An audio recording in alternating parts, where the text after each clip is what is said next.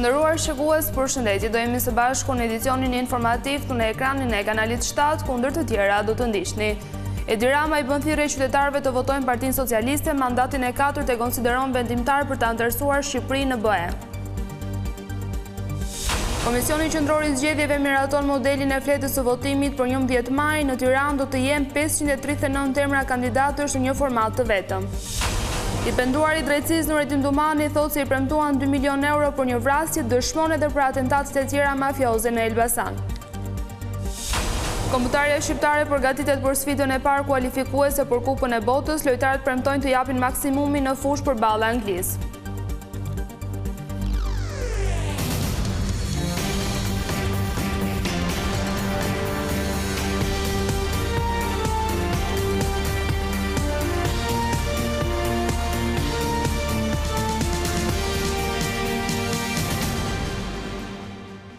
Njehemi qërësisht me lajmet. Kryetari i Partisë Socialiste u kërkoi qytetarëve të bëhen bashkë për ta ulur Shqipërinë në tryezën e Bashkimit Evropian. Duke ju përgjigjur komentuesve në rrjetet sociale, Edi Rama u shpreh se Aleanca për Konetën Madhështore nuk ka asnjë shans në 11 maj. Kryeministri Edi Rama bëri apel qytetarëve që në 11 maj të votojnë për të ardhmen e tyre në Bashkimin Evropian, të ndajnë epokat, njësoj si në vitet 90 kur rëzuan regjimin komunist. Gjatë komunikimit në rrjetet sociale, kryeministri Edi Rama shpjegoi se në 22 mars në vitin 92, vota e shqiptarëve ishte gjeopolitike, njësoj duhet jetë edhe në 11 maj, pasi Partia Socialiste është e vetmja që mund të bëjë realitet antarësimin BE. Për herë të parë që atëherë në 11 maj ishte një votë gjeopolitike për të hyrë në Bashkimin Evropian. A do të hysh në Musa në Bashkimin Evropian, as do të hysh? Apo për mustaqe dhe kujtim gjuzit do sakrifikosh veten tate para pasqyrës, që do të vi zor nesër për të thush jo nuk votova unë për të hyrë në Bashkimin Evropian, se në Bashkimin Evropian Shqipërinë e fut ky që shef këtu me Partinë Socialiste, nuk e fut bufi kënetës. Kryeministri Edi Rama kërkoi një mandat të 4 të fortë në mënyrë që procesi i reformave të mos ndalet. Dhe pasaportën mund ta marrim nëse bëhemi bashkë në 11 maj, sepse nëse bëhemi bashkë në 11 maj dhe marrim bashkë një mandat të fuqishëm për të përmbyllur negociatat, pa humbur asnjë minutë kohë. Ndërkaq Krye Socialisti Edi Rama ironizoi edhe koalicionin e opozitës. Por situata në Kënet është turbulente, megjithatë pa problem se i ha bufi ata, edhe i kullufit. E keni parë listën e bufit si e ka bërë, listë për opozit qëndrestare. E di bufi e di më mirë nga gjithë që s'ka asnjë shans. Më pas kryeministri Edi Rama zhvilloi disa takime në qarkun e Beratit. Në Kuçova i bisedoi me sipërmarrësit e sektorit të agroturizmit në lidhje me mundësitë e reja të financimit për zhvillim rural, siç janë kredia e butë e garancia sovrane. 539 emra do të jenë të shënuar në fletën e votimit të qarkut të Tiranës. Ajo do të jetë me përmasa të mëdha si asnjëherë më parë. I njëjti model është miratuar nga Komisioni Qendror i Zgjedhjeve edhe për qarqet e tjera. Kjo që po shikoni në foto është fleta e votimit për qarkun më të madh në vend, Tiranën. Fleta më e madhja e miratuar ndonjëherë me përmasa 60 cm e gjatë dhe 30 cm e gjerë. Në përbërje ka 539 kandidatë që garojnë përballë njëri tjetrit për të bërë deputetët e legjislaturës së 11 të Shqipërisë. Madhësia e fletës është e njëjtë për të 12 qarqet, me ndryshimin e vetëm për masën e shkrimit, që për nga numrat më i denduri do të jetë në Tiranë. Qëndron argumenti për të patur një trajtshmëri në shkrimin e emrave të kandidatëve dhe çdo gjë tjetër që lidhet me kandidatët. Ajo çfarë ngelet e rëndësishme për kandidatët dhe forcat politike është që si asnjëherë tjetër më parë kanë përmbajtjen e fletës votimit gati 15 ditë, gati një muaj në fakt përpara fillimit të fushatës. Ndërkohë, janë miratuar fletët edhe për 11 qarqet e tjera: Dibër, Kukës, Shkodër, Lezhë, Berat, Korç, Durrës, Elbasan, Fier, Vlorë e Gjirokastër.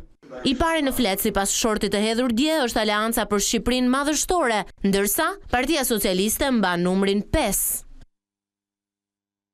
Ministri i Jashtëm Migli Hasani zhvilloi një vizitë zyrtare në Paris, ku takua me homologun francez. Biseda mes dy kryediplomatëve u fokusua te procesi i integrimit të Shqipërisë në Bashkimin Evropian. Hasani theksoi vullnetin e qeverisë për të realizuar të gjitha reformat e për të plotësuar çdo detyrim në mënyrë që Shqipëria të bëhet anëtare në vitin 2030. Në fokus të takimit ishte edhe samiti i Komunitetit Politik Evropian, i cili do të zhvillohet në Tiranë në datën 16 maj. Të dy ministrat theksuan rëndësinë e këtij samiti si një mundësi për të forcuar bashkëpunimin rajonal dhe për të nxitur angazhimin e përbashkët për stabilitetin dhe paqen. Gjithashtu, gjatë takimit u diskutuan ecuria e projekteve të rëndësishme në sektor të ndryshëm, zhvillimet rajonale e bashkëpunimin në organizatat ndërkombëtare.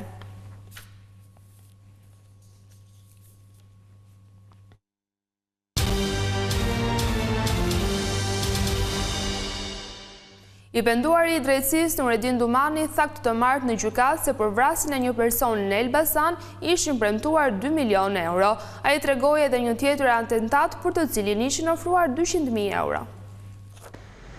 Të tjera detaje të rënda kanë dalë në pa për vrasje mafioze dhe atentate që kanë tronditur vendin gjatë viteve të fundit. Ata janë zbuluar nga i penduari i drejtësisë Nuredin Dumani në seancën e kësaj të martë në kuadër të dosjes Plumbi Art. Ai është përballur me të pandehurit e çështjes si dhe mbrojtjen e tyre. Avokati Fatos Gosës i kërkoi Dumanit të tregonte se si u arrestua herën e fundit nga policia dhe pse nuk e vrau dot Elton Kilën, i njohur si Oti Elbasanit, në muajin mars të vitit 2022. Sipas Paksuel Çela i kishte premtuar 200.000 euro Dumanit për vrasjen e Kilës. Sepse Oti, Elton Kila, nuk ishte në Elbasan, më kanë nxjerrë në Prit Sueli. Olti nuk ishte as në Elbasan as në Shqipëri. Henrik Hoxha ishte me një E-klas të marrë me qira në Fier. Henrik Hoxha komunikonte shpesh me Suel Qelën, me Matrix dhe me një program tjetër. Unë me Suel Qelën kam folur vetëm në momentin e atentatit. Do dalin të gjitha në Matrix. Metej Dumani tha se Talo Çela i kishte premtuar 2 milion euro për të vrarë Erion Alibejn. Me Talo Çelën, takimin e fundit e kemi bërë te shtëpia ime në 2019 ose e fillimi 2020-s. Kam folur me të në telefon. Kjo është në Sky ECC. Ka qenë vera e 2020-s, që për atëherë nuk kam më komunikim. Ai më kërkoi të vrisja Erion Alibej për 2 milion euro. Gjatë seancave Nuredin Dumani ka treguar me hollësi për mënyrën se si ka drejtuar një skuadër vrasësish me pagesë gjatë 10 viteve të fundit, ku janë shënuar 12 vrasje, atentate të ndryshme, grabitje dhe krime të tjera për llogari të organizatave të fuqishme kriminale që vepronin mes Tiranës, Durrësit dhe Elbasanit.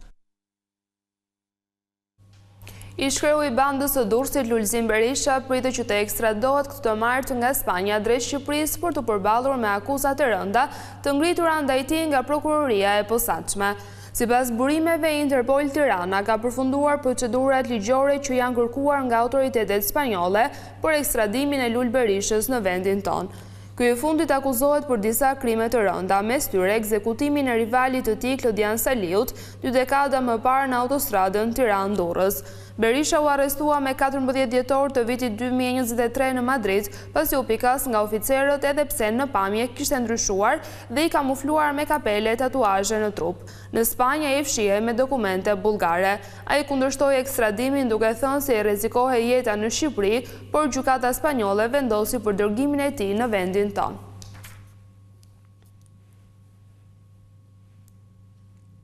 Lokalet e natës dhe ambientet të tjera me kapacitete të mëdha do të kontrollohen në fundjavë. Shërbimi i zjarfikës ka një plan inspektimi që është bërë më emergjent pas asaj që ndodhi në Maqedoninë e Veriut. Pas tragjedisë me 59 viktima në Maqedoninë e Veriut të shkaktuar nga zjarri në një lokal nate, forcat zjarfikëse në Tiranë paralajmërojnë kontrolle gjatë fundjavës. Në fokus të këtyre inspektimeve do të jenë lokalet e mëdha ku do të verifikohen nëse i plotësojnë apo jo kushtet kundër zjarreve.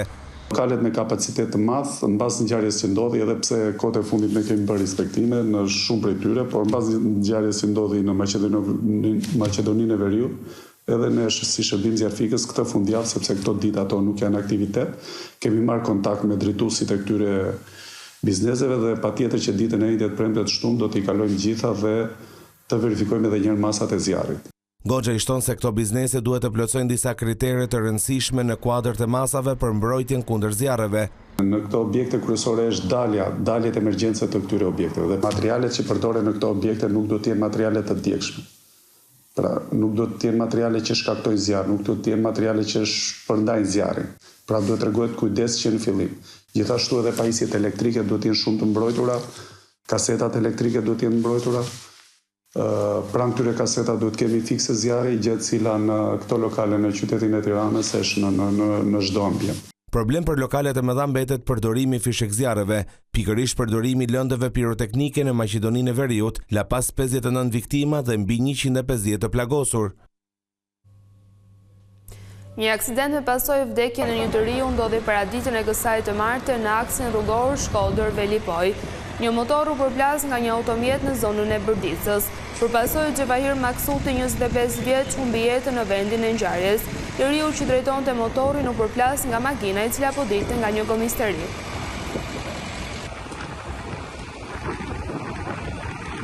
Ulja e temperaturave ka rikthyer rreshtet e Dëborës në juglindje të vendit. Megjithatë, deri tani nuk raportohen probleme dhe si akset kombëtare ashtu dhe ato rurale janë të kalueshme. Dëbora ka mbuluar mëngjesin e kësaj të marte të gjithë juglindjen e vendit, përfshi këtu edhe qytetet Kors, Pogradec, Bilisht dhe Ersek. Trashësia më e madhe e Dëborës është në zonat malore ku shkon deri në 15 cm. Firmat kontraktore janë duke punuar për të mbajtur të hapura akset rrugore, kryesisht të fshatrave turistike, por edhe ato të rrugëve nacionale që lidhin Korçën me krahinën e Kolonjës. Policia u kërkon drejtuesve të mjeteve të përdorin goma dimërore, ndërkohë që në zonat malore këshillohet përdorimi i zinxhirëve. Ndërkohë, edhe në qarkun e Elbasanit kanë rënë rreshje të dendura shiu, Breshëri dhe Dëbor, veçanërisht në zonat e thella malore të Librazhdit, Përrenjasit, Gramshit dhe Elbasanit. Situata ka qenë më e rënduar në fshatrat e tjerë të qarkut të Elbasanit që ndodhen mbi 900 metra lartësi mbi nivelin e detit, ku trashësia e Dëborës ka shkuar deri në 10 cm e shoqëruar edhe me ngrica. Ndërsa në Shkodër, rruga e Thethit mbetet e pakalueshme për mjetet e vogla për shkak të ngricës.